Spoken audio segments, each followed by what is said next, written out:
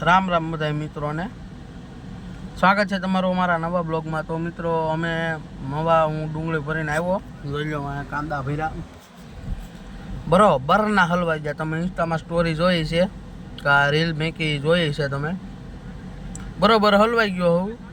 આજના બ્લોગમાં તમારું સ્વાગત છે। આ ફેસબુકે પણ ઓલું કરી આવ, આ જો આ બધી નીકળી આમ ગાડીઓનો ઠાઠ છે। હવે આપણો વારો કેદી આવે કેને ખબર।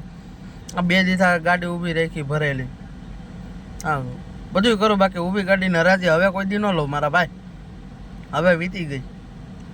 ઊભી ગાડીમાં કયા વારો આવે એ ડુંગળી તો હસોડી નહીં, વેપારીના તેલ બેલ બધી ભર લઉં, બાકી ડુંગળી કોઈ દી ન ભરો ભાઈ। આમાં કયા વારો આવે કંઈ નક્કી નહીં, હલવાઈ જાય।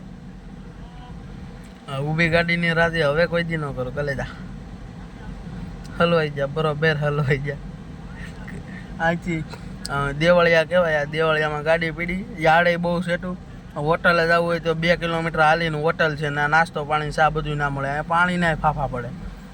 શું કરવું હવે, હાલો વાંધો નહીં, હવે કોઈ દી આ ઊભી ગાડીને રાજી ન લઉં, ડુંગળીની તો કોઈ દી નહીં। હાલો મળીએ પછી।